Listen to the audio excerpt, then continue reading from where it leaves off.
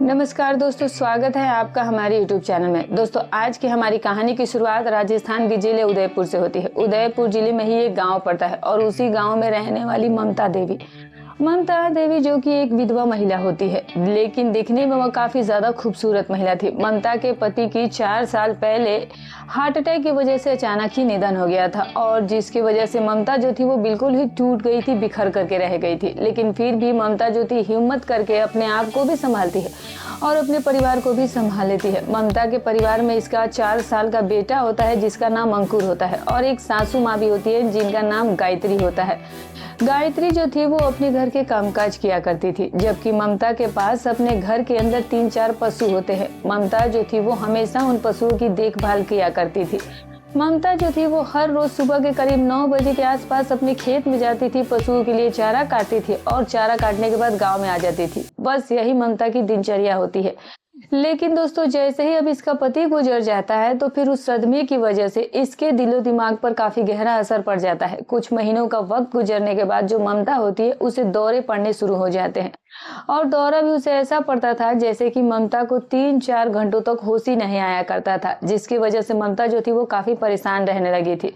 और थक हार कर इसकी जो सासू माँ होती है वो अपनी बहू ममता को लेकर के नजदीकी हॉस्पिटल में जाती है। वहां पर जाकर के डॉक्टर जब इसका चेकअप करते हैं और चेकअप करने के बाद सास को ये बताया जाता है कि आपकी जो बहू है उन्हें ऐसी बीमारी हो गई है जिसके वजह से इसे अब दौरे पड़ने लगे हैं और ये बीमारी जो थी वो कोई ऐसी वैसी बीमारी नहीं है जो कि जल्दी ठीक हो जाएगी। इसके लिए लंबे समय तक दवाइयों का उपयोग करना होगा। और इस तरह से डॉक्टर जो है वो अपनी उसकी सास को सारी बातें बताने के बाद ममता को कुछ दवाइयां दे देते हैं और फिर सास जो है वो अपनी बहू को लेकर के अपने घर पर लौट कर आ जाती है। 3-4 महीनों का वक्त गुजर जाता है लेकिन फिर भी अभी तक बहू को कोई आराम नहीं हुआ था। ममता जो थी वो अब दवाइयां खाकर भी थक हार चुकी होती है। कई बार उसने लगातार दवाइयां खाई लेकिन ना तो उसके दौरे में कोई फर्क पड़ा था और ना ही उसकी बीमारी में भी कोई ऐसे आराम हुआ था।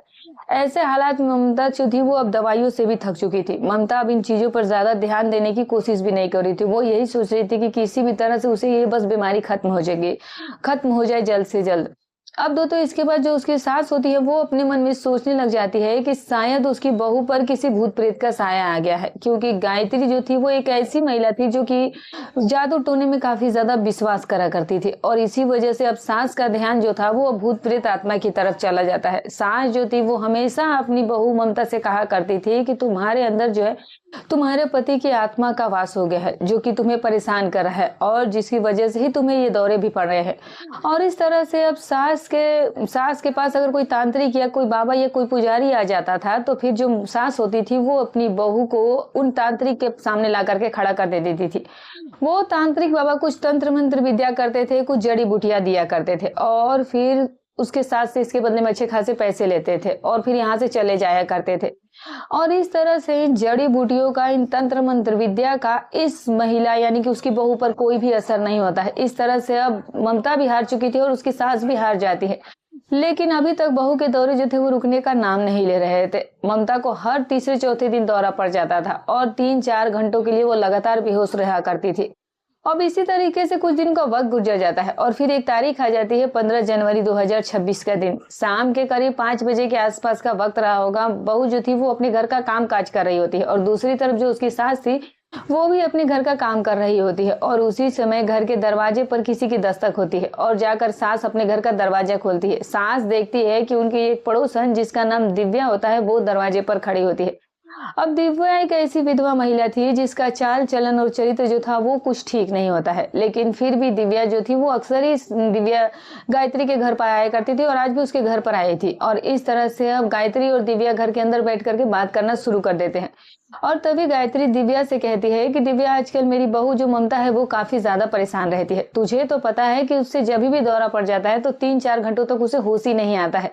और उसी समय दिव्या जो थी वो अभी इस गायत्री से कहने लग जाती है कि हमारे पास के ही एक गाँव में एक आश्रम है और उस आश्रम में एक बाबा रहते हैं और उस बाबा का नाम कालूनाथ है। वो तुम्हारी बहू को ठीक कर सकता है। बहुत सारी महिलाएं जो है, बहुत सारी औरतें जो है वो उस बाबा के आश्रम में जाती हैं और फिर बाबा कुछ प्रसाद दे देता है और उसे खाने के बाद वो सारी महिलाओं की तकलीफें दूर हो जाती है। अब सास भी अपने मन में ये सोचने लग जाती है कि शायद उसकी बहू जो है वो इस आश्रम में चली जाएगी तो उसकी बहू ठीक हो सकती है।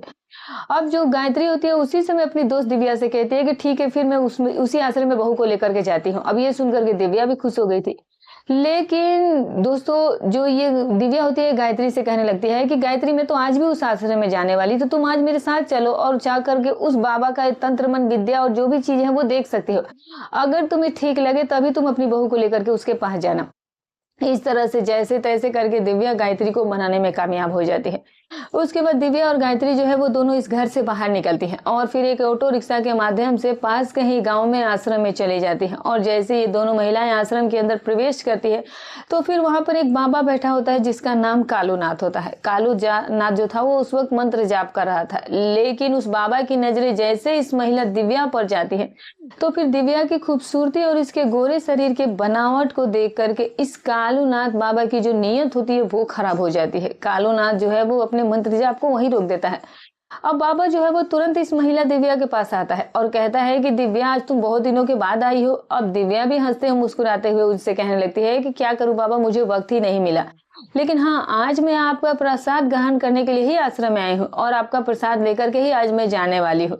अब ये सुन करके वो ढोंगी बाबा भी खुश हो जाता है और दिव्या भी खुश हो जाती है। लेकिन दूसरे ही पल जो दिव्या होती है ये कहने लग जाती है कि ये मेरी पड़ोसन गायत्री है और इसकी एक बहू है जिसका नाम ममता है और उसे काफी ज्यादा दौरे पड़ रहे हैं और दौरे भी ऐसे पड़ते हैं कि 3-4 घंटों तक उसे होश ही नहीं आया करता है।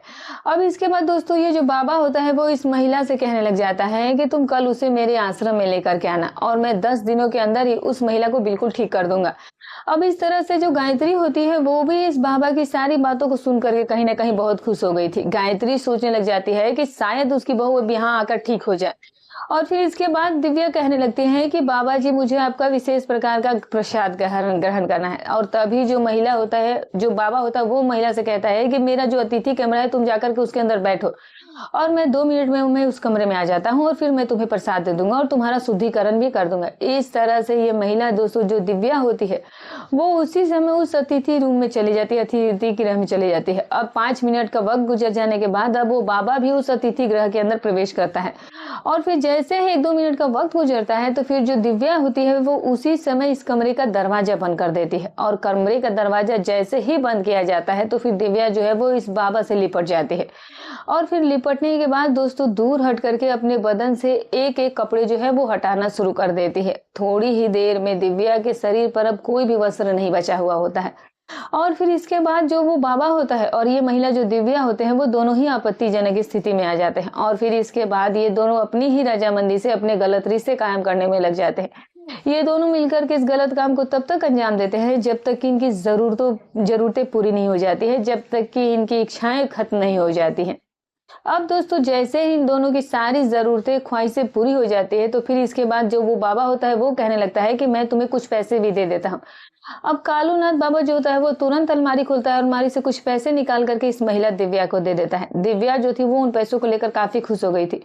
दूसरे ही पल ये कालूनाथ बाबा दिव्या से कहता है कि जो वो दूसरी महिला है जिसको दौरे पड़ते हैं तुम उसे कल आश्रम में लेकर के जरूर आना, मैं उसका उपचार कर दूंगा और फिर मैं तुम्हें इसके बदले में अच्छे खासे पैसे भी दूंगा। दरअसल दोस्तों यहाँ पर एक और सच्चाई होती है कि जो ये दिव्या होती है वो इस कालूनाथ बाबा की एक बहुत बड़ी भक्त होती है। पिछले 2-3 सालों से ये दोनों मिलकर के इस गलत काम को करते आ रहे थे और ये महिला दिव्या जो थी वो इस कालूनाथ बाबा के आश्रम में दूसरी महिलाओं को लेकर आया करती थी और बाबा जो है वो उन महिलाओं के साथ वक्त गुजारता था और फिर वक्त गुजारने के बाद इस दिव्या को कुछ पैसे देकर के खुश कर दिया करता था। दिव्या का बस यही काम होता है और आज भी दिव्या जो थी वो इस आश्रम में इसी वजह से आई थी। और फिर जैसे ही इन दोनों का ये काम खत्म हो जाता है तो फिर दो दिव्या होती है वो इस कमरे से बाहर निकलती है और फिर गायत्री से कहने लगती है कि अब देखो, कल तुम अपनी बहू को लेकर के इस आश्रम में जरूर आना या फिर मुझे कहना, मैं लेकर के आ जाऊंगी और 10 दिन में ही देखना तुम्हारी बहू बिल्कुल ठीक हो जाएगी। अब इसके बाद गायत्री और जो ये दिव्या होते हैं दोनों ही आश्रम से बाहर निकलते हैं। फिर से ऑटो रिक्शा पकड़ी जाती है और फिर इसके बाद गाँव में वापस आ जाया जाता है। गांव में वापस आने के बाद जो गायत्री होती है वो अपनी बहू से कहने लगती है कि बहू अब तुम बहुत ही जल्दी ठीक हो जाओगी, क्योंकि मैंने आज उस बाबा को आश्रम में जा करके देखा है वो महिलाओं को उपचार करता है और वो महिलाएं भी बहुत अच्छी से ठीक भी हो जाती है जल्दी से। लेकिन तभी बहू कहने लग जाती है कि मैं वहां पर नहीं जाऊंगी। अब जैसे ये बात वो कहती है तो फिर उसकी सास जो है वो अपनी बहू को कुछ डांटना फटकारना शुरू कर देती है। वो उसे कहती है कि अगर तुझे ठीक नहीं होना है तो फिर तू अलग ही बात कर। अब जैसे तैसे करके सास जो है वो अपनी बहू ममता को मनाने में कामयाब हो जाती है। लेकिन दोस्तों अब यही बाबा जो था वो इस महिला ममता के साथ बहुत बड़ा कांड करने वाला होता है और इस कांड की गूंज जो थी वो पूरे प्रदेश में गूंजने वाली होती है।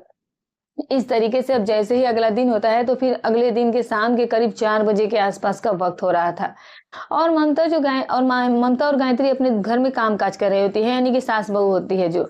और फिर उसी समय उनकी पड़ोसन वही महिला उनके घर पर आती है, दिव्या, और कहने लगती है कि आज मैं तुम्हारी बहू को लेकर के आश्रम में जाती हूँ। और इस तरह से अब दिव्या जो है वो बहू ममता से कहने लगती है कि जाकर के जल्दी से तैयार हो जाओ और फिर हम दोनों साथ में आश्रम में चलते हैं।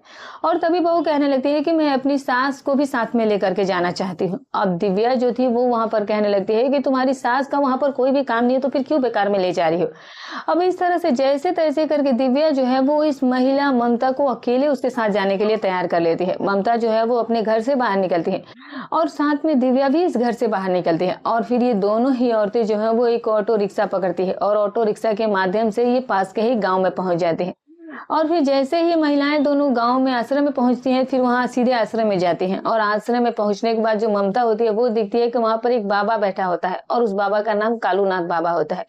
अब वो बाबा जो था वो उस वक्त मंत्र जाप कर रहा था, लेकिन जैसे ही उसकी बाबा की आंख खुलती है तो फिर उसकी नजरें जो है वो इस महिला ममता पर जाती हैं और ममता की खूबसूरती को देख करके, उसके शरीर की बनावट को देख करके, उसकी सुंदरता को देख करके बाबा की नियत में खोट आ जाती है। अब जो ये ढोंगी बाबा होता है ये अपने मन में सोचने लग जाता है कि इतनी खूबसूरत महिला तो मैंने अपनी जिंदगी में कभी नहीं देखी है और ये जो मेरी भक्त दिव्या है वो ये तो वाकई में आज बहुत ही खूबसूरत महिला को लेकर मेरे आश्रम में आई है। इस तरह से कालूनाथ बाबा जो था वो उसी समय दिव्या को पहले अपने पास बुलाता है, दिव्या से वो कुछ कहता है और फिर उसे कहने के बाद उसे अलग से अतिथि गृह में भेज देता है और फिर इसके बाद खुद भी उस अतिथि गृह में जाता है और दिव्या को कुछ पैसे देता है। कुछ देर तक ये दोनों बातचीत करते हैं और फिर बातचीत करने के बाद ये जो कालूनाथ होता है वो इस महिला दिव्या को लेकर के ममता के पास चला जाता है और फिर दिव्या जो है वो इस बाबा कालूनाथ से कहने लगती है कि ये मेरी पड़ोसन ममता है और इसको कोई बीमारी हो चुकी है जिसकी वजह से इसे काफी ज्यादा दौरे पड़े हैं और दौरे जो है वो भी 3-4 घंटों तक इसे होश में नहीं आने देते हैं। अब तभी वो ढोंगी बाबा को कहने लगता है कि इस महिला पर किसी भूत प्रेत का साया हो गया है और जिसकी वजह से इसे ऐसे दौरे पड़ रहे हैं। और इस तरह से दोस्तों अब जो कालूनाथ बाबा होता है वो इस महिला को कहने लग जाता है कि ठीक है मैं तुम्हें कुछ प्रसाद खिला देता हूँ और फिर जैसे तुम इस प्रसाद को खा लोगी तो फिर तुम बिल्कुल ही ठीक हो सकती हो। अब दोस्तों इसके बाद जो कालूनाथ होता है वो कुछ प्रसाद लेने के लिए कमरे में जाता है और उस प्रसाद के अंदर पहले से उसने कुछ नशीला पदार्थ मिला रखा हुआ था। कालूनाथ उस प्रसाद को लेकर के महिला ममता के पास आता है और कहता है कि तुम जल्दी से इस प्रसाद को खा लो। इसके बाद ममता जो है वो उस प्रसाद को खा लेती है और फिर प्रसाद खाने के 15 से 20 मिनट का वक्त गुजर जाने के बाद जो ममता होती है वो तुरंत ही बेहोश हो जाती है और फिर इसके बाद वो ढोंगी बाबा और दिव्या जो है वो दोनों इस महिला को उठाकर कमरे के अंदर ले जाते हैं और कमरे के अंदर ले जाने के बाद इसके कमरे का दरवाजा बंद कर लिया जाता है। अब जो दूसरी महिला दिव्या होती है वो आश्रम से बाहर जाकर बैठ जाती है और पहरा देना शुरू कर देती है। दूसरी तरफ दोस्तों कालूनाथ बाबा जो था वो उस महिला ममता के साथ अपने गलत रिश्ते कायम करने में लग जाता है। कालूनाथ बाबा इस महिला ममता के साथ बेहोशी के हालत में इस काम को तब तक अंजाम देता है जब तक कि उसकी सारी ख्वाहिशें को पूरा ना कर ले, जब तक उसका पूरा मन नहीं भर जाता है। अब जैसे ही उसका मन भर जाता है तो उसको जब खुशी महसूस हो जाती है तो फिर ये ढोंगी बाबा इस कमरे से बाहर निकलता है और फिर सीधे दिव्या का आवाज लगाता है और दिव्या से कहने लग जाता है कि आज तुम्हारे लिए कोई भी प्रसाद नहीं बचा है तो तुम कल मेरे आश्रम में आ जाना, मैं तुम्हें कल ही प्रसाद दूंगा। और इस तरह से तभी दिव्या कहने लग जाती है कि कोई बात नहीं बाबा, तुम मेरी फिक्र मत करो, तुम बस ममता को प्रसाद अच्छे से खिलाया या नहीं खिलाया ये बताओ। और तभी ये बाबा कहने लगता है कि उससे तो बस मेरा मन ही भर गया है। और इस तरह से दोस्तों अब जो कालूनाथ बाबा होता है वो इस महिला से कहने लग जाता है कि देखो ममता को 3-4 घंटे तक होश नहीं आने वाला है और तब तक हम क्या करें। और तभी दिव्या जो होती है वो कहने लग जाती है कि बाबा तुम इस बात की क्यों फिक्र करते हो, मैं सब कुछ संभाल लूंगी। और इस तरह से अब जैसे तैसे करके जो दिव्या होती है वो इस कालूनाथ बाबा को भरोसा दिलवा देती है, विश्वास दिला देती है। और इस तरह से अब 3-4 घंटे का वक्त गुजर भी जाता है और इतना वक्त गुजर जाने के बाद अब उस महिला को होश भी आने लगता है। ममता को जैसे ही होश आता है तो वो देखती है कि वो कमरे के अंदर लेटी हुई होती है ममता जो है वो उसी समय उस बिस्तर से खड़ी होती है और फिर कमरा खोल करके सीधे बाहर निकल आती है और फिर दिव्या से कहने लग जाती है कि मेरे साथ कुछ गलत काम हुआ है। और तभी दिव्या ममता से कहती है कि ममता, तुम्हारे साथ कुछ भी गलत नहीं हुआ है। हम तीनों जो बैठ करके यहाँ पर तीनों बातचीत कर रहे थे और तभी तुम्हें दौरा पड़ गया था। और फिर इसके बाद जो कालूनाथ बाबा है वो तुम्हें उठा करके कमरे के अंदर ले गए थे, बल्कि यहाँ तक कि वो तुम्हें कुछ दवाइयां भी दे रहे थे, कुछ जड़ी बूटियां भी तुम्हें उन्होंने खिलाया। और फिर इसके बाद हम दोनों जो है वो तुम्हारे होश में आने का इंतजार कर रहे थे, हम तुम्हारे जल्दी से जल्दी होश में आने का इंतजार कर रहे थे।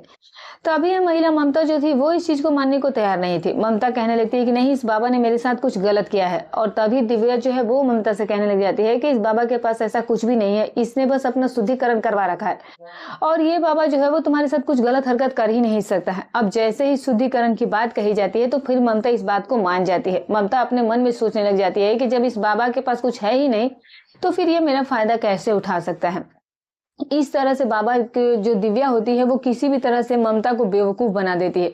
हालांकि ममता को शुरुआत में इस चीज पे भरोसा नहीं हुआ था, लेकिन जैसे जैसे उसने उसको बेवकूफ बनाने के लिए तरीके आजमाए वैसे वैसे इस चीज को उसने एक्सेप्ट कर लिया कि हाँ, इस बाबा ने उनके साथ कुछ भी नहीं किया। और इस तरह से दोस्तों ये चलता रहा। अब दिव्या ने झूठ बोल करके इस महिला ममता का विश्वास जीत लिया था, इसके मन पर उसने काबू पा लिया था। और इस तरह से दोस्तों अब ये कालूनाथ जो था वो बाबा इन दोनों से कहने लग जाता है कि देखो बहुत रात हो गया है, अगर तुम लोग आश्रम में रुकना चाहती हो तो आज रुक ही जाओ। लेकिन दोस्तों तभी वहां पर जो ममता होती है वो कहने लगती है कि नहीं बाबा जी, मुझे घर जाना है। और इसके बाद कालूनाथ बाबा किसी ऑटो रिक्शा का इंतजाम करता है और फिर ये दोनों महिलाएं जो है वो उस ऑटो रिक्शा के माध्यम से अपने अपने घरों को लौट कर आ जाती है। रात के तकरीबन 9 बजे के आसपास का वक्त हो चुका था। गायत्री जो थी वो अपनी बहू ममता से पूछने लग जाती है कि तुम आखिर इतनी देर क्यों हो गई। और तभी उसकी बहू उसे बताती है कि माँ जी, मुझे वहीं पर दौरा पड़ गया था और जिसकी वजह से मुझे 4 घंटे के बाद ही होश आया है। लेकिन दोस्तों वो बताती है कि जैसे ही मुझे दौरा पड़ा तो फिर मुझे उन्होंने बाबा ने कोई दवाइयाँ दी और दवाइयाँ लेने की वजह से मैं थोड़ी ठीक भी महसूस कर ली और जब मुझे होश आया तो फिर मैं सीधे अपने घर आ गई। और इस तरह से अब सास भी इस बात को सुन करके खुश हो गई थी, लेकिन बहू सास नहीं जानती थी कि उसकी बहू के साथ क्या हुआ और ममता को तो पहले ही झूठ बोल करके भरोसा दिला दिया गया था। इस तरीके से दोस्तों अब दिव्या जो है वो हर रोज इस महिला ममता के घर पर आया करती थी और ममता को लेकर के वो आश्रम में चली जाया करती थी। इसके बाद आश्रम में कालूनाथ जो था वो इस महिला ममता को कुछ प्रसाद दिया करता था और प्रसाद खाने की वजह से वो हर रोज ही बेहोश हो जाया करती थी। और फिर इसके बाद वो बाबा जो है वो इस महिला को बेहोशी की हालत में उठा करके अपने कमरे में ले जाया करता था और फिर कमरे में ले जाने के बाद वो ममता के साथ गलत काम किया करता था। और फिर ये जो बाबा था ढोंगी, ये दिव्या को उसके बदले में कुछ पैसे भी दिया करता था, जिसकी वजह से दिव्या बहुत खुश हो जाया करती थी। लेकिन इस आश्रम के अंदर क्या चल रहा था ये बात ममता बिल्कुल भी नहीं जानती थी। और फिर जैसे इस बाबा का काम खत्म हो जाता था तो फिर ये बाबा जो है वो इन दोनों औरतों को गांव में वापस भेज दिया करता था। कई महीनों का वक्त ऐसे ही गुजर जाता है और इतना लंबा समय गुजर जाने के बाद फिर एक तारीख आ जाती है 20 मार्च 2026 का। अब सुबह के करीब 10 बजे के आसपास का समय हो रहा था। जो ममता बहू होती है वो अपनी पशुओं की उस समय देखभाल कर रही होती है, जबकि दूसरी तरफ जो इसकी सासू माँ होती है वो अपने घर के अंदर सारा काम कर रही होती है। और फिर उसी समय ममता की जो तबीयत है वो अचानक से खराब हो जाती है, उसे जोर जोर से उल्टियां आनी शुरू हो जाती है, उसे काफी ज्यादा चक्कर भी आ रहे होते हैं। और तभी जो ममता होती है वो अपनी तुरंत सास के पास जाती है और अपनी सास से कहने लगती है कि माँ जी, आज मुझे कुछ ज्यादा ही चक्कर आ रहे हैं और मेरी तबीयत भी बहुत ज्यादा खराब लग रही है। और तभी जो सास होती है वो अपनी बहू ममता से कहती है कि ठीक है, फिर चलो मैं तुम्हें हॉस्पिटल में ले जाकर के चेक करवा देती हूँ। और इस तरह से अब जो सास होती है वो ऑटो रिक्शा के माध्यम से अपनी बहू को लेकर के एक हॉस्पिटल में चली जाती है। हॉस्पिटल में जाने के बाद एक महिला डॉक्टर से वहां ये मुलाकात करती है। अब जो सास होती है वो इस महिला डॉक्टर को बताती है कि मेरी बहू को कुछ ज्यादा चक्कर आ रहे हैं और इसे खासा अच्छी उल्टियां भी हो रही है और इसकी तबीयत भी बहुत ज्यादा खराब हो गई। और फिर इसके बाद महिला डॉक्टर जो है वो इस ममता का चेकअप करना शुरू करती है। और फिर जैसे ही चेकअप किया जाता है तो जो महिला डॉक्टर रहती है वो सास के पास जाती है और फिर सास गायत्री से कहती है कि तुम्हारे लिए खुशखबरी है, तुम्हारी ये जो बहू है वो गर्भवती है, वो प्रेग्नेंट है। अब जैसे ही ये बात सास सुनती है तो फिर उसके पैरों तले से जमीन खिसक जाती है।